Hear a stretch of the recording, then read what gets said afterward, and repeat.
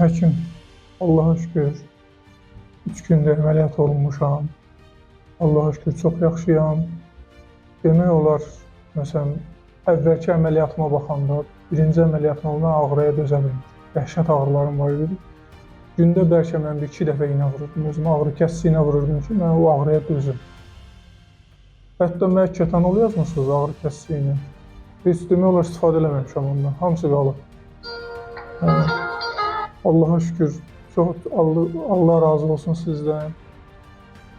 Mən hətta sizin yanınıza gələndə məndə vəziyyət çox pis idi. Belə hər mən defekasiya vaxtı məndə hər dəfə qan oldu. Çox belə təəccüblü bir şeydir. Mən o üçün də bir həkim var idi, müraciət elədim. Mənə dedi ki, normal haldır, bu səndə olmalıdır, sən ona fikir vermə. Mən də baxıb özümdə fikirləşim, elə şey olar, insandan bu qədər qan gedər. Bu nə vaxta kimi bu qan getməlidir?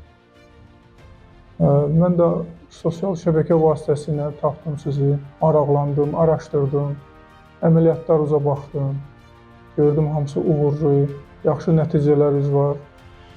Gəldim, müraciət elədim, Allaha şükür, hər şey də yaxşı oldu.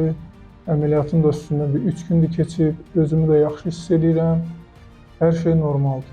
Çox sağ olun həkim, Allah razı olsun sizdən. Şükür olsun qardaş, düz qeyd edirsən ki, məndən öncə 2 dəfə əməliyyat keçirmişsən, ayrı-ayrı klinikalarda.